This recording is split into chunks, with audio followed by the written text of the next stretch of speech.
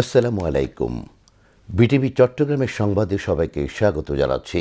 ইকবাল হোসেন সিদ্দিকী। প্রথমে সংবাদ শিরোনাম। দেশি বিদেশি বিনিয়োগকারীদের আকৃষ্ট করতে প্রকল্প অনুমোদন প্রক্রিয়া সহজ করার নির্দেশ প্রধানমন্ত্রী তারেক রহমানের।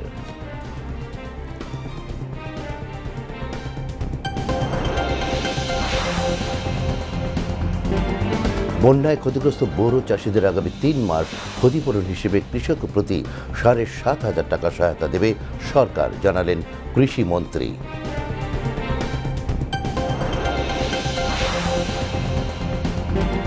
একটি উন্নত রাষ্ট্র গঠনের জবাবদিহিতার ক্ষেত্রে দায়িত্বশীল সাংবাদিকতার ভূমিকা অত্যন্ত গুরুত্বপূর্ণ বললেন তথ্য ও সম্প্রচার মন্ত্রী।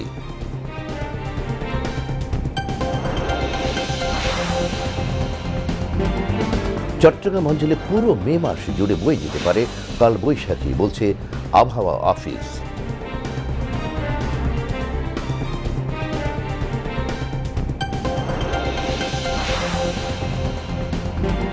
হরমুজ প্রণালীতে আটকা পড়া জাহাজ সরাতে সহায়তার ঘোষণা ট্রাম্পের, মার্কিন হস্তক্ষেপ প্রতিহতের হুঁশিয়ারি ইরানের।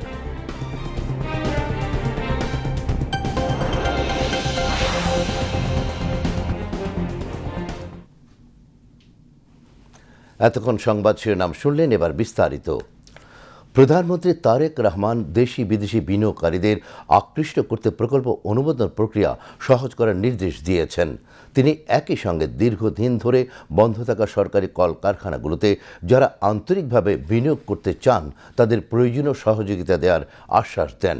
সকালে সচিবালয়ে মন্ত্রিপরিষদ বিভাগে প্রধানমন্ত্রীর কার্যালয়ে অনুষ্ঠিত এক বৈঠকে প্রধানমন্ত্রী এ নির্দেশ দেন।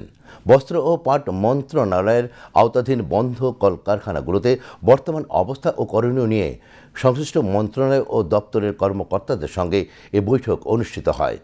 বৈঠকে প্রধানমন্ত্রী তারেক রহমান বলেন, সরকার একটি বিনিয়োগ বান্ধব পরিবেশ গড়ে তুলতে প্রতিশ্রুতিবদ্ধ। এ লক্ষ্য অর্জনে বিনিয়োগ প্রক্রিয়ায় বিদ্যমান জটিলতা দূর করা জরুরি। তারেক রহমান প্রকল্প অনুমোদন প্রক্রিয়া সহজ ও সময়োপযোগী করার নির্দেশ দিয়ে বলেন, যেসব মন্ত্রণালয় বা দপ্তরের অনুমোদন অপরিহার্য নয় সেগুলো অনুমোদন প্রক্রিয়া থেকে বাদ দিতে হবে। বন্ধ থাকা সরকারি কলকারখানায় বেসরকারি বিনিয়োগ বাড়াতে ঋণ প্রাপ্তি সহজ করার উপরও গুরুত্ব আরোপ করেন প্রধানমন্ত্রী। এ বিষয়ে সংশ্লিষ্ট মন্ত্রীদের দ্রুত কার্যকর পদক্ষেপ নেওয়ার নির্দেশ দেন তিনি। বৈঠকে বাণিজ্য, শিল্প, বস্ত্র ও পাট মন্ত্রী খন্দকার আব্দুল মোত্তাদির চৌধুরী, প্রধানমন্ত্রীর রাজনৈতিক ও শিল্প উপদেষ্টা রুহুল কবির রিজভী, অর্থ ও পরিকল্পনা উপদেষ্টা ডক্টর রাশেদ আল মাহমুদ তিতুমির, বস্ত্র ও পাট প্রতিমন্ত্রী শরীফুল আলম, প্রধানমন্ত্রীর মুখ্য সচিব ABM আব্দুস সাত্তার, বিডার নির্বাহী চেয়ারম্যান আশিক চৌধুরী, BTMCর chairman brigadier general SM Zahid Hasan এবং BGMCর চেয়ারম্যান কবির উদ্দিন শিকদার সহ সংশ্লিষ্ট কর্মকর্তারা উপস্থিত ছিলেন। ভেঙে পড়া অর্থনৈতিক কাঠামো পুনরুদ্ধারের পাশাপাশি উন্নয়ন বাজেটকে দুর্নীতিমুক্ত ও সর্বোচ্চ গুণগত মান বজায় রেখে শেষ করতে জেলা প্রশাসকদের তাগিদ দেওয়া হয়েছে বলে জানিয়েছেন পরিকল্পনা প্রতিমন্ত্রী জুনায়েদ আব্দুর রহিম সাকি। রাজধানীর ওসমানী স্মৃতি মিলনায়তনে জেলা প্রশাসক সম্মেলনের দ্বিতীয় দিনে জেলা প্রশাসকদের সাথে বৈঠক শেষে তিনি সাংবাদিকদের একথা বলেন। এছাড়া আজ জেলা প্রশাসকদের সাথে বৈঠকে বসেন বেসামরিক বিমান পরিবহন ও পর্যটন মন্ত্রী আফরোজা খানম রিতা ও সংস্কৃতি বিষয়ক মন্ত্রী অ্যাডভোকেট নিতাই রায় চৌধুরী। মিরাজ উদ্দিনের রিপোর্ট। 4 দিনব্যাপী জেলা প্রশাসক সম্মেলনের দ্বিতীয় দিনে সোমবার জেলা প্রশাসকদের সাথে বৈঠকে বসেন বেসামরিক বিমান পরিবহন ও পর্যটন মন্ত্রী আফরোজা খানম রিতা ও প্রতিমন্ত্রী রশিদুজ্জামান মিল্লাত। মন্ত্রী জানান, মনপুরা সহ দেশের অন্যান্য পর্যটন স্পট ও হাওরগুলোতে পর্যটন কর্পোরেশনের কার্যক্রম বিস্তৃতির চিন্তা করেছে সরকার। এছাড়া সৈয়দপুর বিমানবন্দরের উন্নয়ন সহ বগুড়া, ঠাকুরগাঁও বিমানবন্দর চালুর ব্যাপারেও চিন্তা করেছে সরকার। সংস্কার করা যায়, নতুন পর্যটকদের আকর্ষিত করার জন্য কিভাবে এটাকে গড়ে ওঠানো যায় সে ব্যাপারে আলাপ আলোচনা। তার মধ্যে যেমন চলে আসছে মনপুরার কথা, মনপুরাতে চাচ্ছেন, তারপর নেত্রকোনাতে চাচ্ছেন যাতে পর্যটনটা যেন ওখানে করা হয়। এরকম বিভিন্ন বলতে গেলে 4-5টা এরকম ডিস্ট্রিক্টের কথা এসেছে যে আমরা এখানে পর্যটনটা যদি সুন্দর মতো করে গড়ে তোলা হয় তাহলে অনেক দর্শনার্থী আসবে, এবং দেশকেও মানুষ জানবে, চিনবে। এ সময় বেসামরিক বিমান পরিবহন ও পর্যটন প্রতিমন্ত্রী রশিদুজ্জামান মিল্লাত বলেন, আগামী ৩ মাসের মধ্যেই কক্সবাজার আন্তর্জাতিক বিমানবন্দর এবং ডিসেম্বরের মধ্যে 3rd টার্মিনাল চালুর উদ্যোগ নিয়েছে সরকার। বিমানের আমরা চিন্তা করছি যে বিমানের দেখেন বিমানে তো আমাদের পাইলট সংখ্যা কম, আবার বিমানে আমরা ইতিমধ্যেই আমরা 14টি বোয়িংয়ের জন্য সাইন করেছি। আমাদের বিমান বহরটি একদম আন্তর্জাতিক মানের হলেও কিন্তু আন্তর্জাতিক মানের নয়, সেই মান সম্পন্ন করার জন্য আমরা ইতিমধ্যে 14টা বোয়িং ক্রয়ের স্বাক্ষর করেছি।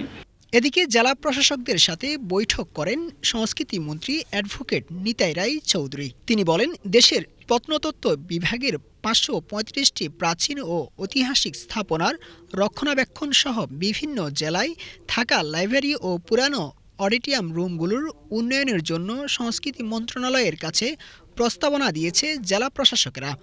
আমাদের মন্ত্রণালয়ের মেনলি যে জিনিসগুলো আমরা বলতে চেয়েছেন সেটা হলো যে পুরনো যে স্থাপনাগুলো, সেই স্থাপনাগুলো অনেক জায়গায়, কারণ এই যে মন্ত্রণালয় ইতিপূর্বে খুব একটা কাজকর্ম হয়নি।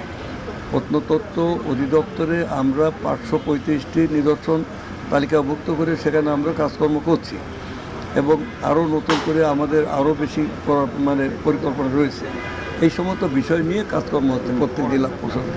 জেলা প্রশাসকদের সাথে আজ বৈঠকে বসেন পরিকল্পনা প্রতিমন্ত্রী জোনায়েদ আব্দুর রহিম সাকি। তিনি বলেন, চলমান প্রকল্পগুলো সুষ্ঠু ও সুন্দরভাবে সম্পূর্ণ করার পাশাপাশি নতুন প্রকল্পগুলো সরকারের নির্বাচনী ইশতেহারের সাথে মিল রেখে সম্পূর্ণ করতে জেলা প্রশাসকদের নির্দেশনা দেওয়া হয়েছে।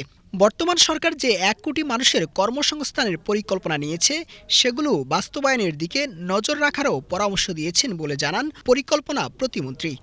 প্রকল্পগুলো বিনিয়োগ যেটা হচ্ছে সেখান থেকে কি আয় আসবে, ফেরত আসবে, রিটার্ন অন ইনভেস্টমেন্ট কি হবে, সেই জায়গাটা গুরুত্বের সাথে নেওয়া। এখানে আমরা যেটা দেখেছি গত কিছুদিনের অভিজ্ঞতায় অনেকগুলো প্রকল্পের ক্ষেত্রে 17 সালের প্রকল্প নেওয়া হয়েছে, এখনও সেটা চলমান, কয়েক দফা সংশোধন এবং ব্যয় বৃদ্ধি পাচ্ছে, ব্যয় ব্যতিরেকেও সময়সীমা বাড়ানো হচ্ছে। এইসব ক্ষেত্রে যে বাধাগুলো হচ্ছে, কেন প্রকল্প যথাসময়ে এবং সাশ্রয়ীভাবে আমাদের বাস্তবায়ন হয় না, সেইগুলো আমরা চিহ্নিত করার চেষ্টা করি। বিরাজউদ্দিন, বিটিভি নিউজ, ঢাকা। কৃষি এবং মৎস্য ও প্রাণী সম্পদ মন্ত্রী আমিনুর রশিদ বলেছেন, বন্যার পানিতে ক্ষতিগ্রস্ত বোরো চাষিদের আগামী 3 মাস ক্ষতিপূরণ হিসেবে কৃষক প্রতি 7,500 টাকা সহায়তা দিবে সরকার। এ লক্ষ্যে জেলা কৃষি সম্প্রসারণ বিভাগ ক্ষতিগ্রস্ত কৃষক শনাক্তকরণে কাজ করছে বলে জানান তিনি। এছাড়া আগামীকাল সকালে প্রধানমন্ত্রীর নির্দেশনা অনুযায়ী ক্ষতিগ্রস্ত হাওর এলাকায় যাচ্ছেন মন্ত্রী। ইতিমধ্যে দুর্যোগ ও ত্রাণ মন্ত্রণালয় থেকে কৃষকদের সহযোগিতার বিষয়ে কথা হয়েছে জানিয়ে তিনি বলেন, মাঠ পর্যায়ে কাজ করা কৃষি অফিসাররা ক্ষতিগ্রস্ত কৃষকদের এই তালিকা তৈরি করবে। হাওর এলাকাতে যে সমস্ত কৃষকেরা ক্ষতিগ্রস্ত হয়েছে তাদের জন্য আমরা এরই মধ্যে প্রধানমন্ত্রী ত্রাণ তহবিল এবং অন্য তহবিল থেকে, দুর্যোগ ব্যবস্থাপনা তহবিল থেকে আমরা একটা অ্যামাউন্ট অফ মানি আমরা ওটা লিস্ট করা হচ্ছে। এরা সবাইকে সহযোগিতা করব আমরা। এখন যে পরিমাণ ক্ষতি হয়েছে ওইটা পোষায় দেওয়া তো সরকারের পক্ষে সম্ভব হবে না, তবে এই লোকটা যেন মহাবিপদে যেভাবে মানসিক চাপে আছে ওখান থেকে একটু লাঘব করা, সেটা 7,500 টাকা থেকে আস্তে আস্তে আমরা বাড়াবো, উপরের দিকে যাব এবং এটা কন্টিনিউ করবে। আমরা আশা করছি আগামী 3 মাস আমরা কন্টিনিউ করব।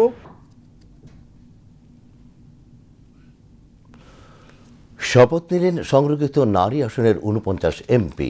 রোববার রাত 9টায় জাতীয় সংসদ ভবনের শপথ কক্ষে তাদের শপথ বাক্য পাঠ করেন স্পিকার হাফিজউদ্দিন আহমেদ বীর বিক্রম। এ সময় সংসদ নেতা প্রধানমন্ত্রী তারেক রহমান উপস্থিত ছিলেন।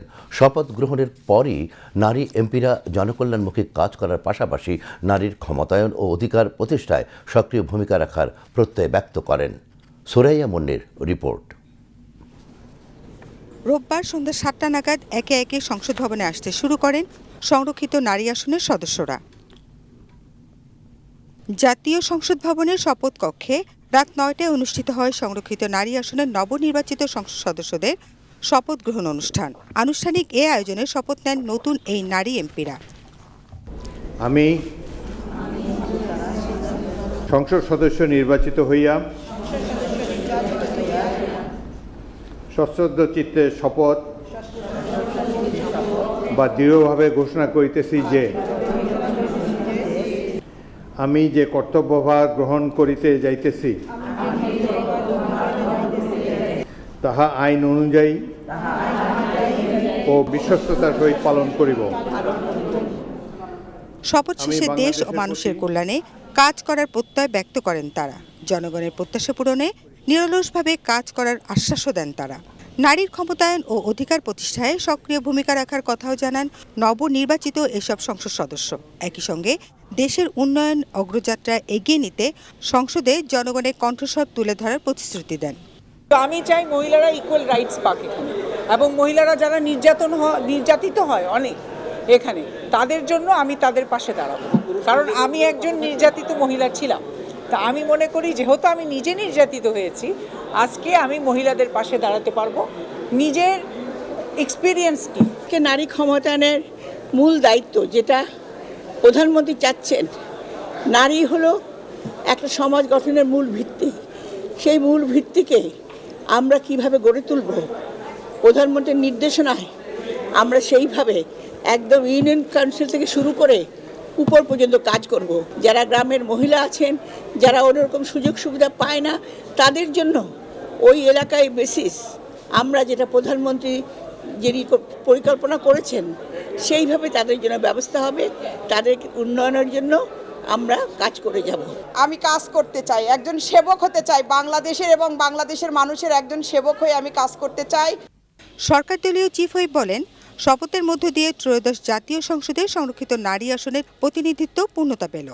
আমরা প্রত্যাশা করি এই নারীরা ক্ষমতায়িত হবেন এবং তারা যে কন্ট্রিবিউশন করবেন সেই কন্ট্রিবিউশন দিয়ে বাংলাদেশ আরও সামনে এগিয়ে যাবে। মাননীয় প্রধানমন্ত্রী জনাব তারেক রহমান সাহেবের নেতৃত্বে যে অবিচল আস্থা তারা রেখেছেন, অনেকেই আমাদের যারা দলীয় সংসদ সদস্য আছে তাদের মাধ্যমে সমগ্র বাংলাদেশের নারীদের ক্ষমতায়ন করার জন্য আমরা যে কাজ করছি সেই কাজকে তারা আরও বেগবান করবে। এর আগে গত 30 এপ্রিল নির্বাচন কমিশন গেজেট প্রকাশের মাধ্যমে সংরক্ষিত নারী আসনে নির্বাচিত 49 সংসদ সদস্যের নাম ঘোষণা করে। রাজনৈতিক দল ও জোটের ভিত্তিতে ক্ষমতাসীন বিএনপি ও তাদের জোট থেকে সর্বোচ্চ 36 জন, জামায়াত ইসলামী ও তাদের জোট থেকে 12 এবং স্বতন্ত্র জোট থেকে একজন নারী সদস্য নির্বাচিত হন। এদিকে সংরক্ষিত নারী আসনে আরও এক প্রার্থী এনসিপি নেত্রী নুসরাত তাবাসসুমের মনোনয়ন বৈধ ঘোষণা করেছে নির্বাচন commission. Suraiya Munni, BTV news, Dhaka. পাহাড়ি এবং সমতল অঞ্চলের মানুষের মাঝে কোনো বৈষম্য থাকবে না বলে মন্তব্য করেছেন পার্বত্য চট্টগ্রাম বিষয়ক মন্ত্রী দীপন দেওয়ান। তিনি আজ রাজধানীর একটি হোটেলে kick off meeting of integrated climate adaptation solution for the Hindu Kush Himalaya reasons ওয়ার্কশপে এ মন্তব্য করেন। পার্বত্য অঞ্চলের মানুষের জীবনমান উন্নয়ন এবং জলবায়ু পরিবর্তনের অভিঘাত মোকাবেলায় সরকার বিভিন্ন কর্মসূচি গ্রহণ করেছেন বলেও জানান পার্বত্য চট্টগ্রাম বিষয়ক মন্ত্রী। জলবায়ু পরিবর্তনের ফলে সৃষ্ট সমস্যায় পার্বত্য এলাকার মানুষের জীবনমান উন্নয়নে সরকারের পাশাপাশি বেসরকারি স্বেচ্ছাসেবী সংগঠন, উন্নয়ন সহযোগী দাতা সংস্থাসমূহকে ভূমিকা রাখার আহ্বান জানান তিনি। অনুষ্ঠানে পার্বত্য চট্টগ্রাম বিষয়ক প্রতিমন্ত্রী মীর মোহাম্মদ হেলাল উদ্দিন ও পার্বত্য চট্টগ্রাম বিষয়ক মন্ত্রণালয়ের অতিরিক্ত সচিব মনিরুল ইসলাম সহ সংশ্লিষ্ট মন্ত্রণালয়ের ঊর্ধ্বতন কর্মকর্তাগণ উপস্থিত ছিলেন। জুলাই গণ অভ্যুত্থানে কুষ্টিয়ায় 6 জনকে হত্যার ঘটনায় মানবতাবিরোধী অপরাধের জাসদ সভাপতি হাসানুল হক ইনুর বিরুদ্ধে মামলার আজ যুক্তিতর্ক উপস্থাপন শুরু হয়েছে। বিচারপতি নজরুল ইসলাম চৌধুরীর নেতৃত্বাধীন ট্রাইব্যুনাল 2-এ সকালে যুক্তি উপস্থাপন শুরু হয়। যুক্তি উপস্থাপন করেন আসামি পক্ষের আইনজীবীরা। এদিকে পতিত আওয়ামী লীগ সরকারের শাসন আমলে যাদের র্যাবের টাস্কফোর্স ফর ইন্টারোগেশন টিএফআই সেলে গুম নির্যাতনের ঘটনায় মানবতাবিরোধী অপরাধের মামলায় শেখ হাসিনা এবং সাবেক ও বর্তমান 11 সেনা সদস্য সহ 17 জনের বিরুদ্ধে আজ চতুর্থ সাক্ষীর সাক্ষ্য গ্রহণ চলে। সকালে আন্তর্জাতিক অপরাধ ট্রাইব্যুনাল 1-এর চেয়ারম্যান বিচারপতি মোহাম্মদ গোলাম মুর্তজা মজুমদারের নেতৃত্বাধীন বিচারিক প্যানেলে এই সাক্ষ্য গ্রহণ শুরু হয়। এই মামলায় আজ জবানবন্দি দেন গুমের শিকার মাদ্রাসা শিক্ষক শফিকুল ইসলাম। এর আগে গত 22 এপ্রিল 3 নম্বর সাক্ষী হিসেবে জবানবন্দি দেওয়া মাসরুর আনোয়ার চৌধুরীর জেরা সম্পন্ন করেন আসামি পক্ষ ও স্টেট ডিফেন্স আইনজীবীরা।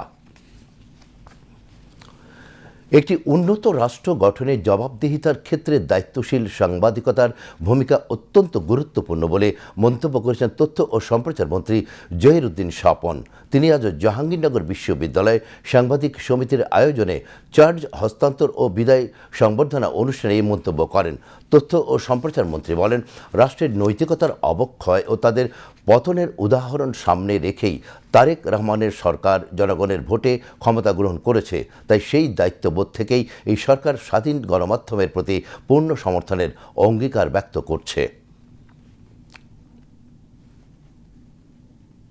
সাংবাদিকতার মতো এরকম একটি গুরুত্বপূর্ণ মাধ্যমকে আমাদের দেশে কিভাবে জনগণের বিরুদ্ধে ব্যবহার করা হয়েছে, কিভাবে সাংবাদিকতার পেশাকে ছোট করা হয়েছে, এ বিষয়েও আমি মনে করি একটা স্টাডির দাবি করে। নীতিনিষ্ঠ এরকম একটা পেশা, মানবদরদী এরকম একটা পেশা, দেশপ্রেম নির্ভর এরকম একটা পেশা, তাকে তার মূল্যবোধের জায়গাতে স্থির রাখতে চাইলে চ্যালেঞ্জগুলিকে চিহ্নিত করতে হবে এবং চ্যালেঞ্জগুলিতে কমব্যাট করতে হবে, প্রতিরোধ করতে হবে।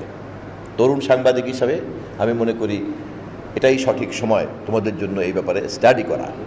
কেউ যেমন আইনের বাইরে কোনো ধরনের কোনো সাজা বা শাস্তি বা নির্যাতন ভোগ করা উচিত না, তেমনি কোনো অপরাধ শুধুমাত্র সাংবাদিকতার পরিচয় অথবা মোল্লা পুরোহিতের পরিচয় এটা কিন্তু বাদ যেতে পারে না। আমরা দেখেছি আমাদের দেশে কিন্তু এই প্রবণতা আছে। স্বাধীনতার চেতনার ধ্বজাধারী হয়ে অপরাধ করছে, চেতনার ব্যবসা করছে, ধর্মের ব্যবসা করছে। আমাদেরকে কিন্তু খুব সজাগ থাকতে হবে যে মানুষের কথা যারা বলতে চায় না তারা কিন্তু খুব সুকৌশলে তাদের এই ধরনের গণবিরোধী চিন্তাকে তারা কখনো কখনো স্বাধীনতার চেতনার প্লাকার্ড দিয়ে ঢেকে রাখতে চায় অথবা ধর্মের প্লাকার্ড দিয়ে ঢেকে রাখতে চায়। আমাদেরকে খুঁজে বের করতে হবে কোনটা মানবিকতা, কোনটা দেশপ্রেম, এবং সেখানেই স্থির থাকতে হবে সাংবাদিকতার পেশাকে। এর আগে তথ্যমন্ত্রী জহিরুদ্দিন স্বপন বিশ্ববিদ্যালয়ের সেমিনার হলে আয়োজিত সত্যজিৎ রায় উৎসবে যোগদান করেন। অনুষ্ঠানে বিশেষ অতিথি হিসেবে উপস্থিত ছিলেন ভারপ্রাপ্ত ভারতীয় হাই কমিশনার পাওয়ান বোর্ডে। অনুষ্ঠানটি যৌথভাবে আয়োজন করে ইতিহাস ও ঐতিহ্য পরিষদ ও Indian council for cultural relation. এতে বিশ্ববিদ্যালয়ের উপাচার্য ও শিক্ষকদের পাশাপাশি শিক্ষার্থীদের উপস্থিতিতে মনোমুগ্ধকর সঙ্গীত পরিবেশনা উপভোগ করেন আগতরা।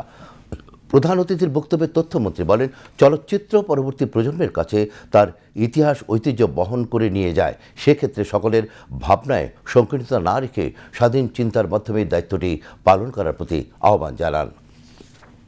করার সময় আমাদেরকে একটু খেয়াল রাখতে হবে যে আমরা কোনো ধরনের কোনো চিন্তার কাঠামোকে কঠিনভাবে মনোজগতের মধ্যে আটকে ফেলেছি কিনা, নাকি চিন্তার জগৎটা উন্মুক্ত।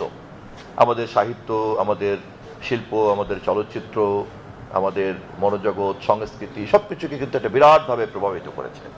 চিন্তার মধ্যে যে মানবতার যে মূল সুর থাকা দরকার, অথবা একটা মানুষের যে সক্রিয়তা থাকা দরকার, এবং উন্মুক্তভাবে চিন্তা করার যে, এবং ইতিহাসের নির্দিষ্ট সময়ের যে জটিলতা তার ঊর্ধ্বে উঠে ব্যাপারটাকে দেখার জন্য যে ধরনের চিন্তা স্বাধীনতা দরকার, তা কিন্তু বেশিরভাগ সৃষ্টিশীল মানুষ যারা কাজ করেন, বিশেষ করে নিচের দিকে তো এটা হওয়া সম্ভব না, কারণ আমরা সবাই আসলে অনুকরণ বা অনুসরণ করতে কিন্তু প্রবৃত্তিগতভাবেই পছন্দ করি।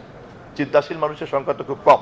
ফলে কোনো জিনিসকেই ক্রিটিক্যালি দেখা, প্রশ্ন করা এবং তার মধ্য থেকে সেই চিন্তাকে সময় উপযোগী করা এবং সময় উপযোগীভাবে উপস্থাপন করা, এর জন্য যে সৃষ্টিশীলতা দরকার। কালবৈশাখীর প্রভাবে প্রায় সপ্তাহ জুড়ে ভারী বর্ষণের পর চট্টগ্রাম অঞ্চলে বৃষ্টিপাতের পরিমাণ কমে এসেছে। তবে আবহাওয়া অফিস জানিয়েছে পুরো মে মাস জুড়ে থাকতে পারে কালবৈশাখীর ব্যাপ্তি। একই সঙ্গে বাড়বে উষ্ণতার মাত্রাও। সুরেশ কুমার দাসের প্রতিবেদন। আজ থেকে চট্টগ্রামে লাগাতার বৃষ্টি থেমেছে, নগর জীবনে ছন্দ ফিরে এসেছে। গত 28 এপ্রিল থেকে শুরু হওয়া প্রবল বৃষ্টিতে জলাবদ্ধতার দুর্ভোগের শিকার হয়েছিল নগরবাসী। বৈশাখে আবহাওয়ার বিরূপ প্রভাব জলবায়ুর পরিবর্তনজনিত কারণ হিসেবে দেখছেন আবহাওয়াবিদগণ।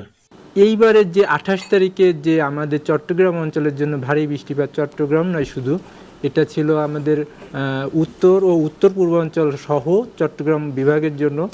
তো তো এর কারণটা হচ্ছে হিসেবে দেখানো হয়েছে বায়ুর চাপের তীব্র তারতম্য ক্ষুদ্র এলাকার জন্য এবং বজ্রঝড়ের উপস্থিতি, যার কারণে আমাদের উত্তর অঞ্চল, উত্তর পূর্বাঞ্চল এবং দক্ষিণ পূর্বাঞ্চলে একটা দীর্ঘ সময়কালের বৃষ্টি, যেটা আমরা কালবৈশাখীর সময়ে দেখা যায় না, সেটার উপস্থিতি আমরা দেখতে পেয়েছি।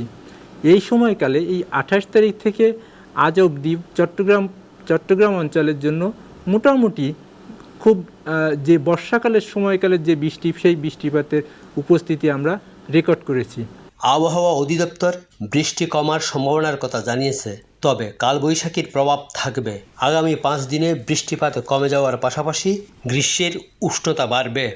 যেহেতু এটা কালবৈশাখী সময়কাল সিজন, তো এই সময় থেমে থেমে কোথাও কোথাও কালবৈশাখী ঝড় হবে। এটা মে মাস পর্যন্ত চলমান থাকবে। আজকের জন্য 2-1 জায়গায়, যেটা আমরা 25% এলাকায় চট্টগ্রাম বিভাগের জন্য এই বজ্রঝড় বা কালবৈশাখী বা ভারী কালবৈশাখী বৃষ্টিপাতের হালকা থেকে মাঝারি ধরনের বৃষ্টিপাতের সম্ভাবনা রয়েছে। বুধবার, মঙ্গল, বুধ, বৃহস্পতিবারের জন্য সেম 2-1 জায়গায় হালকা থেকে মাঝারি ধরনের বৃষ্টিপাত হবে, বা কোথাও কোথাও মাঝারি ধরনের ভারী থেকে ভারী বৃষ্টিপাত হওয়ার সম্ভাবনা রয়েছে। প্রবল বৃষ্টিপাতের সম্ভাবনাটা দিয়ে কমে গেছে, সামনে তাপমাত্রাটা বাড়বে, তবে এই ধরনের বৃষ্টিপাতের সম্ভাবনা আপাতত নাই। চট্টগ্রাম আবহাওয়া অফিস জানিয়েছে, লাগাতার বৃষ্টি কমলেও অস্থায়ী দমকা ঝড়ো হাওয়া ও হালকা থেকে মাঝারি ধরনের বৃষ্টি ও বজ্রসহ বৃষ্টিপাত, মাঝারি ধরনের ভারী থেকে ভারী বর্ষণ হতে পারে। সুরেশ কুমার দাস, বাংলাদেশ টেলিভিশন, চট্টগ্রাম। এবারে আন্তর্জাতিক সংবাদ।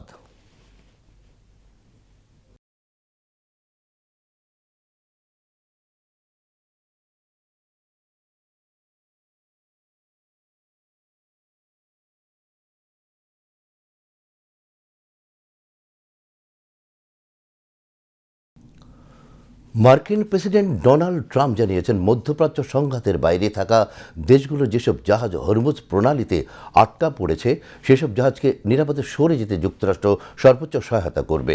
সামাজিক যোগাযোগ মাধ্যম ট্রুথ সোশ্যালে দেয়া এক পোস্টে তিনি একথা জানান। তিনি হুঁশিয়ারি উচ্চারণ করে বলেন, এই কাজে কেউ বাধা দিলে তা কঠোরভাবে মোকাবেলা করা হবে। আটকে পড়া জাহাজ নিরাপদে সরিয়ে নেওয়ার এই উদ্যোগের নাম দেওয়া হয়েছে প্রজেক্ট ফ্রিডম। মধ্যপ্রাচ্যের সময় অনুযায়ী আজ সোমবার সকালে কাজ শুরু হওয়ার কথা রয়েছে। জাতিসংঘের আন্তর্জাতিক জাহাজ চলাচল পর্যবেক্ষণকারী বিশেষায়িত সংস্থা IMO এর তথ্য মতে গত 28শে ফেব্রুয়ারির পর থেকে অবরুদ্ধ হরমুজ প্রণালীতে প্রায় 2000 জাহাজ আটকা পড়েছে।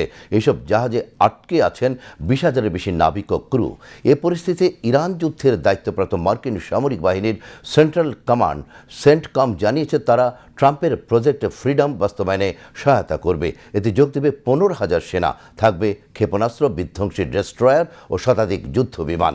তবে হরমুজ প্রণালীর শাসন ব্যবস্থায় মার্কিন যে কোনো ধরনের হস্তক্ষেপকে যুদ্ধবিরতির লঙ্ঘন হিসেবে উল্লেখ করে তা প্রতিহত করার হুঁশিয়ারি দিয়েছেন ইরান পার্লামেন্টের জাতীয় নিরাপত্তা কমিশনের প্রধান ইব্রাহিম আজিজি।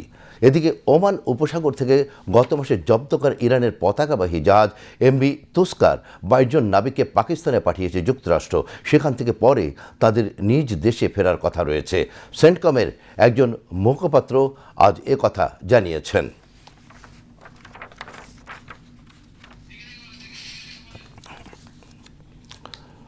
অন্যদিকে যুক্তরাষ্ট্রের সঙ্গে যুদ্ধ অবসানে ইরানের দেওয়া 14 দফা প্রস্তাবের জবাব দিয়েছে ওয়াশিংটন। ইরানের রাষ্ট্রীয় গণমাধ্যমকে দেশটির পররাষ্ট্র মন্ত্রণালয়ের মুখপাত্র ইসমাইল বাঘাই জানান, পাকিস্তানের মাধ্যমে যুক্তরাষ্ট্রকে দেওয়া ইরানের সর্বশেষ প্রস্তাবের জবাব পেয়েছে তেহরান। এখন সেটি পর্যালোচনা করা হচ্ছে। ইসমাইল বাঘাই আরও বলেন, ইরানের দেওয়া এই পরিকল্পনাটি কেবল যুদ্ধ অবসানের বিষয়ের সঙ্গে সংশ্লিষ্ট। এই পর্যায়ে পরমাণু কর্মসূচি নিয়ে কোনো আলোচনার সুযোগ রাখা হয়নি। এর আগে মার্কিন প্রেসিডেন্ট ডোনাল্ড ট্রাম্প এক্সে দেওয়া এক পোস্টে বলেছেন, যুক্তরাষ্ট্রের আলোচকরা ইরানের সঙ্গে খুব ইতিবাচক আলোচনা করছেন। এই আলোচনা সবার জন্য ইতিবাচক কিছু বয়ে আনতে পারে। পশ্চিমবঙ্গ সহ ভারতের আসাম, কেরালা, তামিলনাড়ু ও কেন্দ্রশাসিত অঞ্চল পুদুচেরিতে আজ বিধানসভা নির্বাচনের ভোট গণনা করা হচ্ছে। এখন পর্যন্ত সর্বশেষ তথ্য মতে পশ্চিমবঙ্গের সর্বশেষ আসন জিতে এগিয়ে রয়েছে প্রধানমন্ত্রী নরেন্দ্র মোদীর দল। ভারতীয় গণমাধ্যম এনডিটিভি বলেছে, পশ্চিমবঙ্গে 192 আসনে এগিয়ে বিজেপি। তৃণমূল এখন পর্যন্ত আসন পেয়েছে 98টি। পশ্চিমবঙ্গের 294টি আসনের মধ্যে 293টি আসনের ফলাফল ঘোষণা করা হয়েছে আজ। দক্ষিণ 24 পরগনার ফলতা বিধানসভা কেন্দ্রে ব্যাপক অনিয়ম ও ইভিএম কারচুপির অভিযোগে নির্বাচন কমিশন পুরো কেন্দ্রের ভোট বাতিল করে 21শে মে পুনর্নির্বাচনের নির্দেশ দিয়েছে। পশ্চিমবঙ্গ ছাড়া অন্য রাজ্যগুলোর মধ্যে আসামে এগিয়ে আছে ওই রাজ্যে ক্ষমতাসীন বিজেপি, আর কেরালায় কংগ্রেস নেতৃত্বাধীন জোট এগিয়ে আছে। তবে তামিলনাড়ুতে অভিনেতা থালাপতি বিজয়ের নতুন দল তামিলাগা ভেট্রি কাদাগাম টিভিকে প্রাথমিক ফলাফলের ডিএমকে ও এআইএডিএমকের মতো ঐতিহ্যবাহী দলকে পেছনে ফেলে এককভাবে এগিয়ে রয়েছে। তার দল 234 আসনের মধ্যে 104টিতে এগিয়ে আছে বলে এনডিটিভির সর্বশেষ টেলিতে জানানো হয়েছে। এছাড়া কেন্দ্রশাসিত অঞ্চল পুদুচেরিতে নির্বাচন কমিশনের প্রবণতা অনুযায়ী এনডিএ জোট এগিয়ে রয়েছে। ইসরায়েলি প্রতিরক্ষা বাহিনী বা আইডিএফ রবিবার একটি জরুরি সতর্কতা জারি করেছে, যেখানে দক্ষিণ লেবাননের 11টি শহর ও গ্রামের বাসিন্দাদের তাদের বাড়িঘর ছেড়ে যাওয়ার আহ্বান জানিয়েছে। রোববার লেবাননের হিজবুল্লাহ যুদ্ধবিরতি চুক্তির লঙ্ঘন করেছে এমন অভিযোগ এনে ইসরায়েলি বাহিনী এই অভিযান শুরুর ঘোষণা দিয়েছে। আইডিএফ সতর্ক করে বলেছে যে হিজবুল্লাহ বাহিনী বা তাদের স্থাপনার কাছাকাছি থাকা যে কেউ ঝুঁকির মধ্যে পড়তে পারে, যে কারণে তাদেরকে বাড়িঘর ছাড়তে বলা হয়েছে। ইসরায়েল দক্ষিণ লেবানন জুড়ে তার হামলা অব্যাহত রেখেছে। ইসরায়েলি বাহিনী বর্তমানে দেশটির দক্ষিণাঞ্চলের একটি ছোট্ট ভূখণ্ড দখল করে রেখেছে এবং হেজবুল্লাহর অবকাঠামো হিসেবে ব্যবহৃত বাড়িঘর ভেঙে ফেলা হয়েছে। জবাবে হেজবুল্লাহ ও উত্তর ইসরায়েল ড্রোন ও রকেট হামলা চালিয়ে ইসরায়েলি বাহিনীকে লক্ষ্যবস্তু করেছে। মধ্যপ্রাচ্যের চলমান উত্তেজনার মধ্যে এবার নতুন করে সামনে এসেছে পরিবেশ ধ্বংসের। লেবাননের দক্ষিণাঞ্চলে ইসরায়েলের সামরিক অভিযানের ব্যাপক পরিবেশগত ক্ষতির দাবি তুলেছেন দেশটির পরিবেশ মন্ত্রী তামারা এল জেইন। লেবাননের বৈজ্ঞানিক গবেষণা বিষয়ক জাতীয় কাউন্সিলের প্রকাশিত 106 পৃষ্ঠার প্রতিবেদনের ভূমিকায় তিনি এই পরিস্থিতিকে ইকোসাইড বা পরিকল্পিত পরিবেশের ধ্বংস হিসেবে ব্যাখ্যা দিয়ে আন্তর্জাতিক স্বীকৃতির দাবি জানিয়েছেন। বিস্তারিত ডেস্ক রিপোর্টে। পরে প্রকৃতির গভীর পর্যন্ত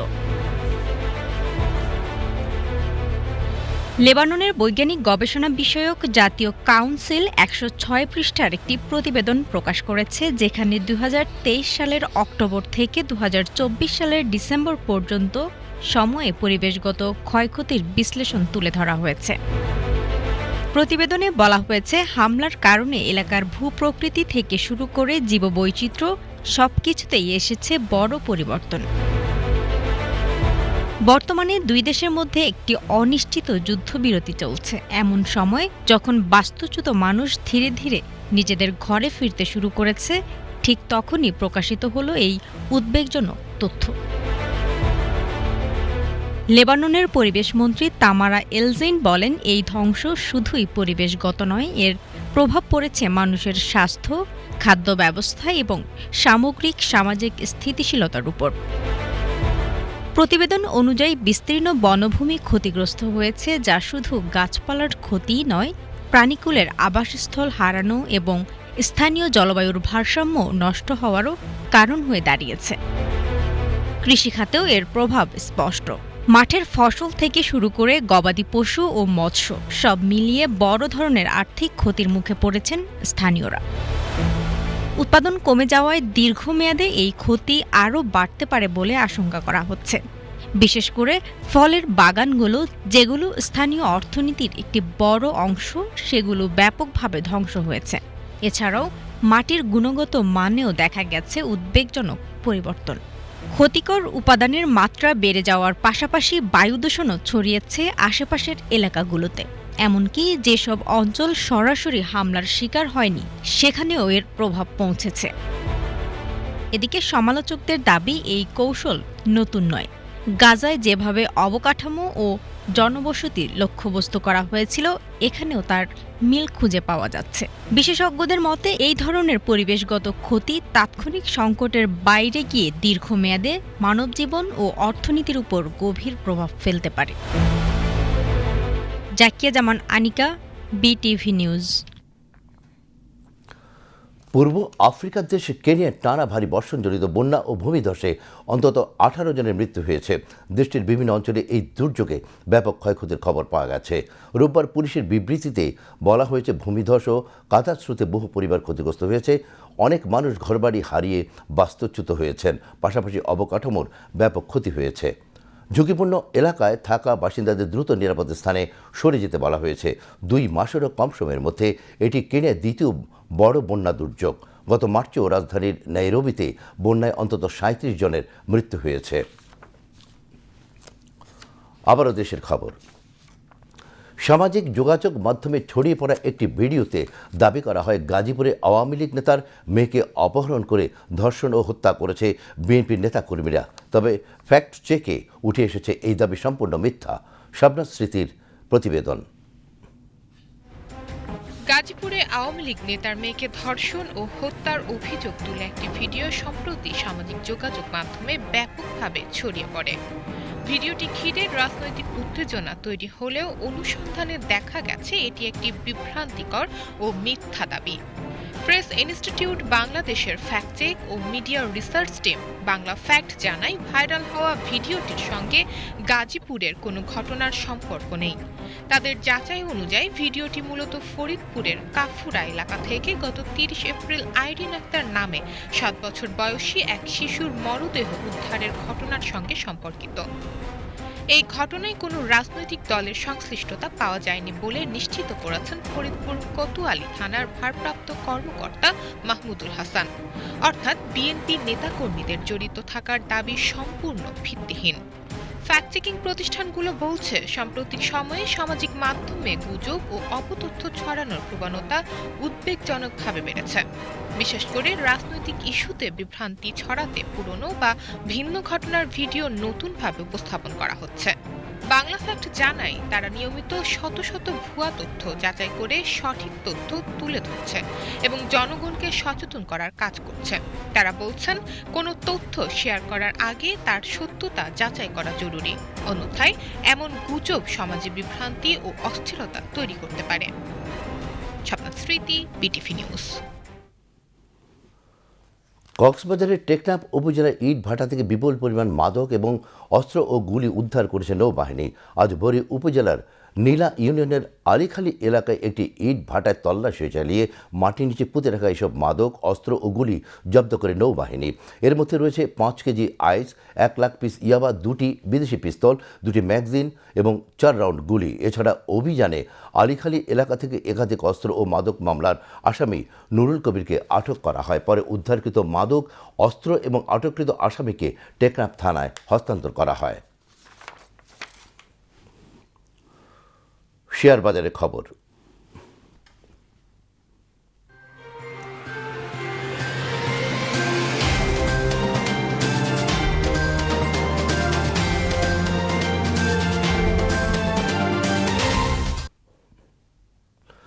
চট্টগ্রাম স্টক এক্সচেঞ্জে মন্দাভাব অব্যাহত রয়েছে।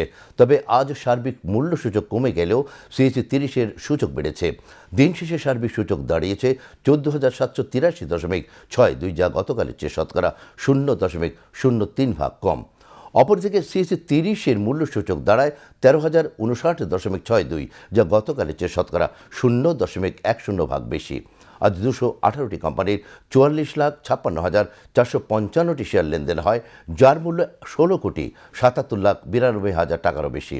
এর মধ্যে 100টি কোম্পানির শেয়ার দাম বেড়েছে, 86টির কমেছে এবং 32টির দাম অপরিবর্তিত রয়েছে। এবার আন্তর্জাতিক মুদ্রা বাজারের খবর।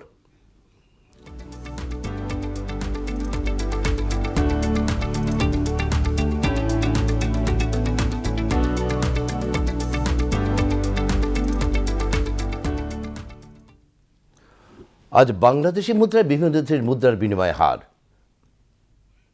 ইউএস ডলার 122 টাকা 75 পয়সা, সিঙ্গাপুর ডলার 96 টাকা 40 পয়সা, অস্ট্রেলিয়ান ডলার 88 টাকা 47 পয়সা, কানাডিয়ান ডলার 90 টাকা 33 পয়সা, হংকং ডলার 15 টাকা 48 পয়সা, ইউরো 143 টাকা 88 পয়সা, ব্রিটিশ পাউন্ড 166 টাকা 68 পয়সা, সৌদি রিয়াল 32 টাকা 34 পয়সা, কাতার রিয়াল 33 টাকা 25 পয়সা, ইউএই দিরহাম 33 টাকা 2 পয়সা, কুয়েতি দিনার 396 টাকা 1 পয়সা, মালয়েশিয়ান রিঙ্গিত 30 টাকা 65 পয়সা, থাই বাত 3 টাকা 73 পয়সা, ভারতীয় রুপি 1 টাকা 29 পয়সা, চীনা ইউয়ান 17 টাকা 97 পয়সা।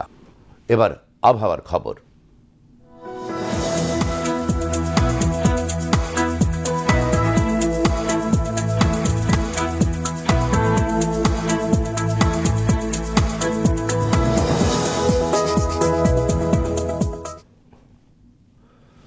পতেঙ্গা আবহাওয়া জানিয়েছে আগামীকাল সন্ধ্যে 6টা পর্যন্ত চট্টগ্রাম এবং পার্শ্ববর্তী এলাকায় আকাশ সাময়িকভাবে আংশিক মেঘলা অথবা মেঘাচ্ছন্ন থাকতে পারে।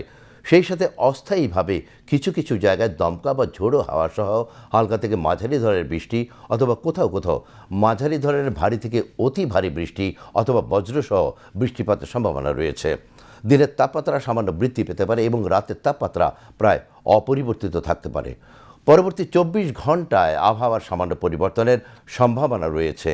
নগরীতে আজ সর্বোচ্চ তাপমাত্রা ছিল 33.1 ডিগ্রি সেলসিয়াস, যা স্বাভাবিকের চেয়ে 0.8 ডিগ্রি বেশি, এবং সর্বনিম্ন তাপমাত্রা ছিল 23.2 ডিগ্রি সেলসিয়াস, যা স্বাভাবিকের চেয়ে 1.5 ডিগ্রি কম। আগামীকাল চট্টগ্রামে সূর্যোদয় 5টা 18 মিনিটে এবং সূর্যাস্ত 6টা 21 মিনিটে। এবার জানিয়ে দিচ্ছি কর্ণফুলী নদীতে আগামীকালের জোয়ার ভাটার সময়সূচি। ভাটা শুরু হবে রাত 2টা 37 মিনিটে, জোয়ার সকাল 8টা 55 মিনিটে। পরবর্তী ভাটা শুরু হবে বেলা 2টা 49 মিনিটে এবং জোয়ার রাত 9টা 28 মিনিটে।